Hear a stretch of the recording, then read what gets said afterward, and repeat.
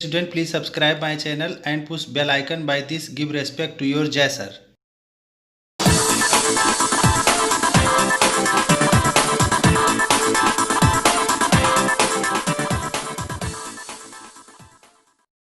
My dear student and friend, नमस्कार। My name is JS Tiwari Jai sir. मैं video start करने से पहले आपको बताना चाहता हूं कि वीडियो को फुल स्क्रीन पर कर लीजिए और वीडियो को ध्यान से देखिए ताकि जो है एक भी लाइन मिस ना हो आपसे, क्योंकि अगर कोई भी लाइन मिस हो गई तो आपको समझ में नहीं आएगा।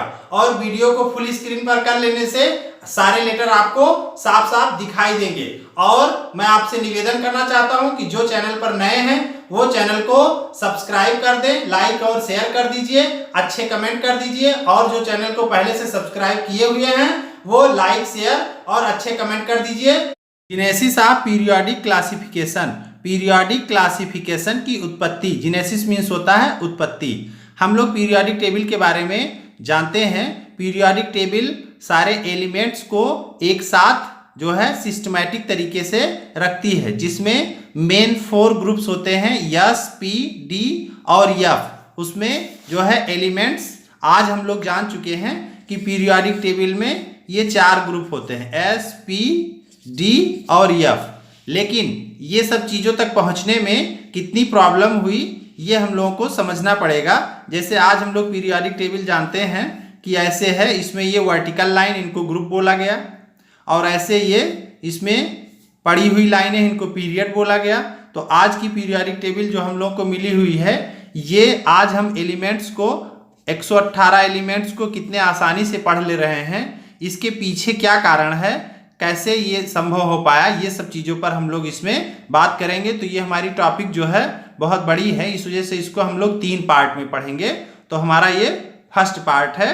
तो इसमें हम बता रहे हैं आपको इसके पीछे जितनी कहानी है पीरियोडिक टेबल की, कि कैसे आज हम लोगों को इतनी अच्छी पीरियोडिक टेबल मिली है जिसमें इतने आसानी से हम लोग इन एलिमेंट्स का नॉलेज ले पा रहे हैं।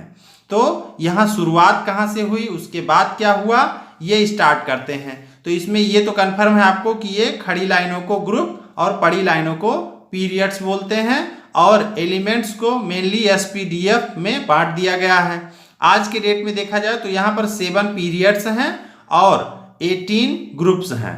इस तरह से ये पीरियोडिक टेबल मिली हुई है। इसमें जो यस है एलिमेंट्स, यहाँ पर यस वाले ये इधर लेफ्ट साइड में है, और पी वाले जो एलिमेंट्स हैं वो इधर राइट साइड में है। यस और पी के जो बीच में है वो डी वाले यहाँ पर हैं, और एफ वाले यहाँ पर पाए जाते हैं। तो इस तरह से पीरियोडिक टेबल में जो ये सिस्टमैटिक तरीके से सेट कर दिया गया है और नॉलेज लेना इतना आसान हो गया है।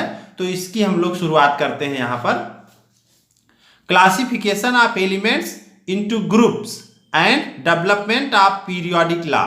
ये जो एलिमेंट्स का क्लासिफिकेशन है ग्रुप में and development of periodic law जो ये है, ये क्या है, development of periodic law. Development of periodic law के बारे में समझिए। इसको वन वर्ड में पीरियोडिसिटी कहते हैं। क्या कि जब हम यहाँ से लाइन से चलते हैं एलिमेंट को देखते हुए, तो क्या होता है कि यहाँ वाला एलिमेंट अगर एल्कली मेटल है तो ये वाला एलिमेंट एल्कली मेटल है, तो फिर ये वाला एल्कलाइन अर्थ मेटल हुआ, तो अगला दूसरा ऐसे चलता जाएगा। तो यहाँ से जब चलते हैं तो एलिमेंट के कैरेक्टर बदलते जाते हैं, क्योंकि अलग अलग ग्रुप मिलता जाता है। लेकिन कुछ समय बाद after a definite time of interval वही कैरेक्टर हमको ये फिर यहाँ पर मिल गया। तो इस तरह से रिपीटिशन ऑफ कैरेक्टर हुआ।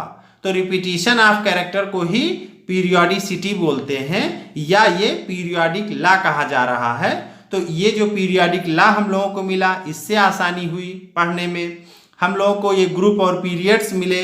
हम लोगों को इस तरह से सिस्टमैटिक तरीके से सारे एलिमेंट एक जगह पर, जैसे एल्कली मेटल है तो यहीं पर है, एल्कलाइन अर्थ मेटल है तो यहीं पर हैं, कार्बन फैमिली, नाइट्रोजन फैमिली सब यहीं पर हैं। तो इस तरह से अलग अलग जगहों पर एक एक ग्रुप में इस तरह से रख करके जो हम लोगों को आज नॉलेज मिल पा रही है, उसके पीछे क्या कारण है, इस पर हम लोग आज डिस्कस करेंगे।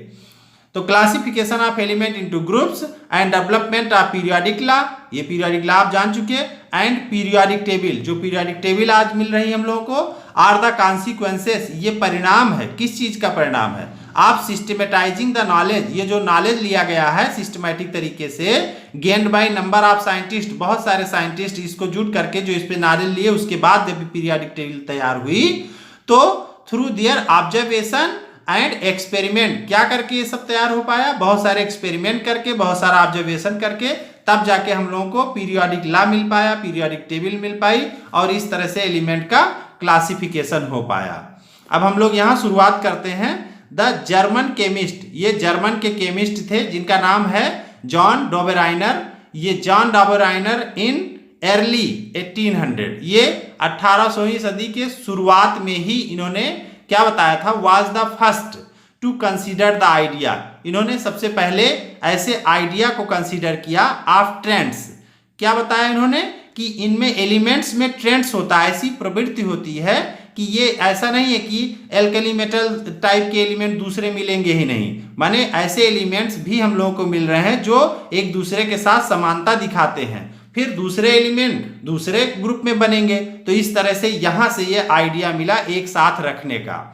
एमंग प्रॉपर्टीज ऑफ एलिमेंट, और उनकी प्रॉपर्टीज में इस तरह से ट्रेंड्स होता है कि हम लोग उनको एक साथ रख सकते हैं और उनका नॉलेज लेना आसान बना सकते हैं। By 1820 he noted A similarity, इन्होंने क्या देखा में कि सिमिलरिटी है इसमें, इस बात को उन्होंने देखा। Among the physical and chemical properties, in elements के फिजिकल और केमिकल प्रॉपर्टीज में सिमिलरिटी है ऑफ सेवरल ग्रुप। ये जो आप ग्रुप देख रहे हैं तो इनमें जो है अलग अलग ग्रुप में इनके एलिमेंट्स में क्या है? समानता है। ऑफ 3 एलिमेंट्स, तो इन्होंने 3 एलिमेंट का जो है बनाया और दिखाया कि इनमें बड़ी समानता है। इन्होंने इसका सबूत भी दिया। कैसे? ये 3 एलिमेंट को इन्होंने ट्रायड नाम दिया था, 3 एलिमेंट को ट्रायड बोला था इन ईच केस। और ये 3 एलिमेंट का जो सेट लिया उसमें प्रत्येक केस में उन्होंने क्या बताया? ही noticed that the middle element, उन्होंने 3 एलिमेंट जो लिया उसमें उन्होंने बताया कि जो मिडिल एलिमेंट होगा आप ईच ऑफ द ट्रायड, हर ट्रायड का जो मिडिल एलिमेंट होगा had an atomic weight about half, ये एटॉमिक वेट क्या हो जाएगा? Half way between the atomic weight of the other two. ये दोनों के एटॉमिक वेट का जो है अगर एवरेज निकालेंगे तो क्या होगा कि ये बीच का जो आएगा वही इसकी वैल्यू होगी। यहां पर हम आपको इसको डिटेल में करके दिखाते हैं। इसको लॉ ऑफ ट्रायड्स भी बोला गया।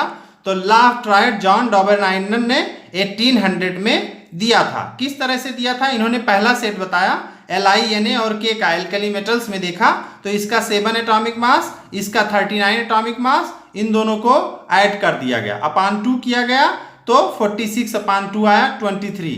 जो 23 वैल्यू आई ये इसके बराबर है सोडियम के। तो इस तरह से ये मिडिल वाला हो गया इसका एटॉमिक मास। और इन्होंने ये भी बताया कि इन दोनों की जो प्रॉपर्टी है इसकी प्रॉपर्टी क्या होगी? इन दोनों के मिडिल में होगी।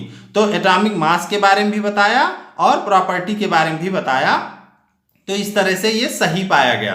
तो ये पहला सही हो गया। उसके बाद इन्होंने दूसरा दिया क्या? कि जैसे कैल्शियम, स्ट्रांसियम, बेरियम, तो ये एल्कलाइन अर्थ मेटल लिया, इसका 40, इसका 137 मास रख के अपान 2 किया गया, 177 अपान 2 आया। सॉल्व किया गया 88.5 आया, जो लगभग बराबर है स्ट्रांसियम के। और इसकी प्रॉपर्टी भी इन दोनों के मिडिल में होती है। तो इस तरह से एक सेट पहला और ये दूसरा सेट दिया। ऐसे इन्होंने एक तीसरा सेट भी हैलोजन फैमिली में बताया कि यहाँ मिल रहा है। जैसे क्लोरीन, ब्रोमीन, आयोडीन है तो इसमें क्लोरीन का 35.5, आयोडीन का 127, इसको इन्होंने ऐड करके अपान 2 किया, 162.5 अपान 2 आया और ये वैल्यू 81.25। तो ये लगभग बराबर है 80 के। तो इन्होंने इस तरह से एवरेज निकाल करके और वैल्यू सबका बताया और बताया कि मिडिल वाले के क्या होगा, इसका एवरेज इन दोनों के मिडिल वाले के बराबर में होगा। तो लेकिन ये चीजें केवल 3 सेट में वो लागू कर पाए, ये एल्कली मेटल में, एल्कलाइन अर्थ मेटल में और हैलोजन फैमिली में। तो इस तरह से इन्होंने 3 एलिमेंट का सेट लिया और ये अपना लॉ ऑफ ट्रायड बताया, जो कि बहुत ज्यादा आगे तक नहीं लागू हो पाया। तो इसलिए जो है इसको फेल कर दिया गया और कहा गया कि ये कोइंसिडेंट था, इस तरह से हुआ है, तो इसलिए इसको बहुत ज्यादा मान्यता नहीं मिल पाई। Between the atomic weights of the other two, तो ये जो है क्लियर हो गया आपको।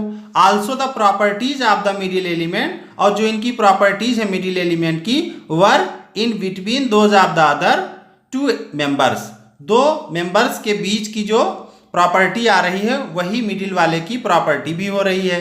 ये भी इन्होंने बताया, प्रॉपर्टी के बारे में भी। Since Dobereiner relationship referred to as the law of triads, इसीलिए इनके रिलेशनशिप को लॉ ऑफ ट्राइड बोला गया।